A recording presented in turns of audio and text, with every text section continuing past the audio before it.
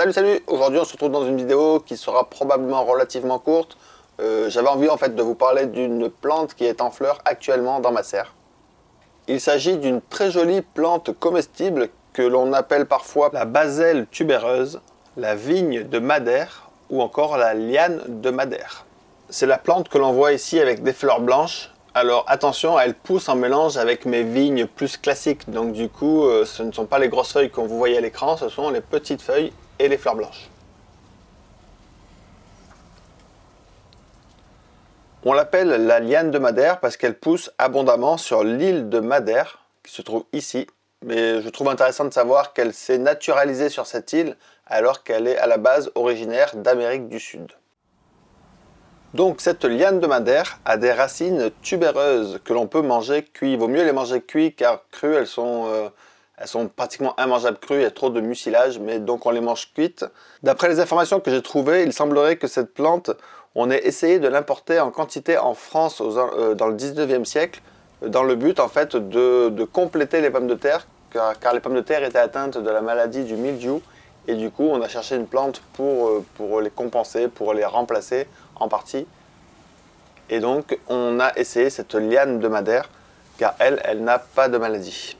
Mais bon, il faut croire que cette liane de Madère n'a pas réussi à remplacer la pomme de terre. Enfin bref, moi personnellement, ce qui m'intéresse le plus, c'est le côté épinard grimpant. Parce que la partie que je consomme, ce sont plutôt les feuilles. Les feuilles de cette plante, il faut savoir qu'elles sont très rafraîchissantes, craquantes, croquantes. Crues, on peut également les manger cuites. Donc voilà, comme un épinard, on peut manger cru ou cuit sans aucun problème. Alors c'est une jolie plante volubile, c'est-à-dire qu'elle s'entoure autour de son support.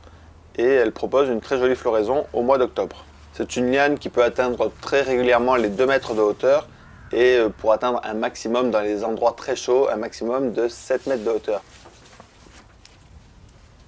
Les jolies fleurs qui apparaissent chez moi au mois d'octobre sont agréables, elles ont un parfum vraiment très agréable qui ressemblerait, on va dire, un petit peu à l'amande, vite fait quoi.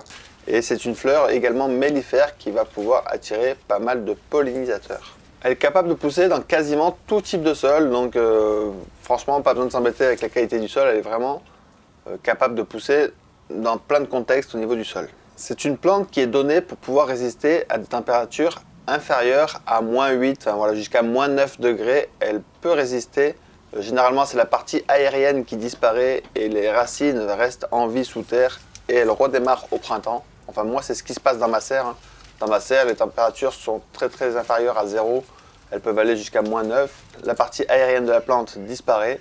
Et au printemps, à chaque fois, elle redémarre de dessous le paillage. Alors attention, cette plante, si vous vivez dans une région chaude où il ne gèle jamais, cette plante peut avoir tendance à être envahissante. Notamment en Australie, elle a colonisé des grands espaces. Voilà, dans plein de régions, en fait, elle peut se montrer envahissante. Si vous écoutez cette vidéo depuis une région très chaude, cette plante peut avoir des volontés de colonisation. Personnellement, chez moi, elle ne peut survivre que dans la serre. Dès qu'elle est en extérieur, elle meurt. Et dans la serre, elle vit aussi, la partie souterraine peut vivre sous le paillage.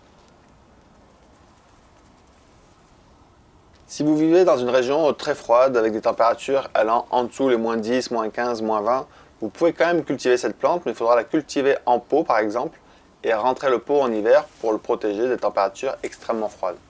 Ensuite, il suffira de ressortir le pot au printemps. Certains cultivent également les tubercules en pleine terre et en hiver, on rentre une partie des tubercules dans la cave et on laisse passer l'hiver et on replante les tubercules au printemps. Du coup, comme je disais tout à l'heure, c'est une plante qui ne connaît pas de maladie, donc c'est vraiment intéressant, hein, pas besoin de traiter quoi que ce soit, elle ne attrapera pas le mildiou, ni l'odium, ni rien du tout en fait. Elle pousse vraiment extrêmement bien, sans problème. Voilà, moi je vous la recommande peut-être dans une serre pour avoir un épinard grimpant vraiment excellent.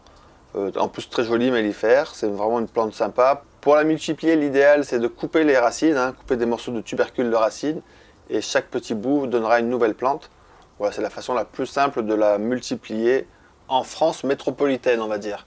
Dans les pays beaucoup plus chauds où il ne gèle jamais, on va pouvoir voir apparaître sur les tiges, dans les branches, des petits tubercules aériens qui après s'écrouleront au sol et permettront à la plante de se multiplier de cette façon-là en fait. Mais bon, pour avoir l'opportunité de croiser ces tubercules aériens, il faut vraiment voir la plante dans un climat très chaud.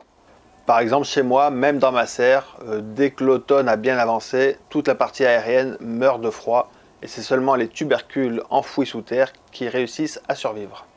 Donc voilà, moi c'est une plante que j'apprécie beaucoup pour faire des salades en été, quelques feuilles de liane de madère. Franchement, c'est un côté craquant, rafraîchissant, vraiment chouette. C'est une très jolie plante, en complément, on va dire, avec les autres plantes comestibles.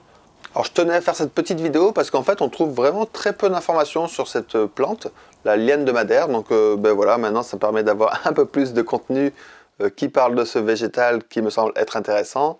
Je vous remercie beaucoup, je vous dis à très bientôt pour de nouvelles aventures. Allez, ciao ciao!